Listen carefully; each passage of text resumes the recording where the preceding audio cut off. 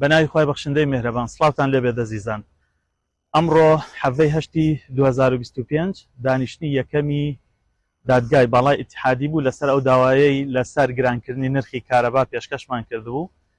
دادگا لە ئەنجاما بڕیاریدا بە ڕەتکردنەوەی داواکە بە پاساوی ئەوەی لە پسپۆڕی و تایبەتمەندێتی دادگا نییە، واتە دادگا نەچوە ناو بەڵگەکان لە سەبارەت بەم ستەمەی لە هاوڵاتیانی هەرێمی کوردستانە کرێت کە کارەبایان لەسەر گران کراوە بە پاساوی 24 ساعتی لە کاتێکە کارەبا لە غازی خۆمان بەرەمهێنرێ و کارەبا لە دۆخێکە لەسەر هاوڵاتیان 5 هێندە و 10 هێندە تا 10 هێندە و زیاتریش زیاد کراوە کە هاوڵاتیان بارودۆخیان زۆر خراپە، ڕێژەی بەکاری بەردەوام زیاترە بێ، ڕێژەی هەژاری زیاترە بێ و کرێکارەکان و هەژارەکان و ماڵە ئاساییەکان و کاسبکارەکان لە دۆخێکی خراپان.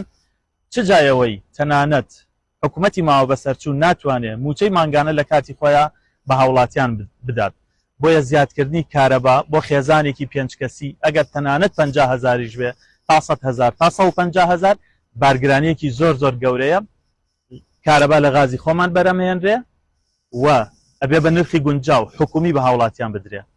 ئێمە لەسەر ئەم کێشەیە هەوڵی زۆرماندا لە 6 مانگ 8 مانگی ڕابردووە. یەکێک لە هەوڵەکان داوایەک بوو پێشکەش بە دادگای باڵای ئیتیحادیمان کرد، بەداخەوە داواکەمان ڕەت کرایەوە و ئێمە لەسەر داکۆکیکردن لە هاوڵاتیان بەردەوامە بین بە هەر ڕێگەیەک بۆمان بکرێت.